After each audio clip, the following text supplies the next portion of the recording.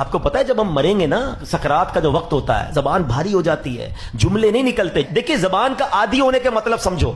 مثال دیتا ہوں، موٹر سائیکل پہ، گاڑی میں آپ کہیں جا رہے ہیں، اچانک بریک لگا، سامنے سے کوئی گاڑی آئی اور آپ کی گاڑی نے زور سے بریک لگایا، کیا نکلتا ہے زبان سے؟ اپنے آپ سے پوچھو. کچھ لوگوں کے منہ سے اس وقت گالی نکلتی ہے، اب کچھ نہ کچھ ایسا گندا نکلتا ہے، برا نکلتا ہے. اور الحمدللہ کچھ لوگ ایسے جس کا اس وقت نکلتا ہے یا رسول اللہ، یا اللہ، لا الہ الا اللہ. کیوں؟ یہ جملہ سمجھنا میرا، جو برتن میں ہوتا ہے نا وہی چھلکتا ہے. جس کے اندر گندگی بھری ہونا ہے، گندی باتیں، بے حیائی، برے دوست میں بیٹھنا، گالی گلوچ، جب بھی اس کو جھٹکا لگے گا نا، جب بھی اس کو تکلیف پہنچے گی، چونکہ اندر گندگی بھری ہوئی ہے تو دھکا لگنے پر وہی باہر نکل رہا ہے. جس کے صبح و شام اللہ کے ذکر میں گزرتے ہوں، درود پاک میں گزرتے ہوں، کلمہ پاک میں گزرتے ہوں، اس کو جب بھی دھکا لگے گا اس کے منہ سے انشاءاللہ درود پاک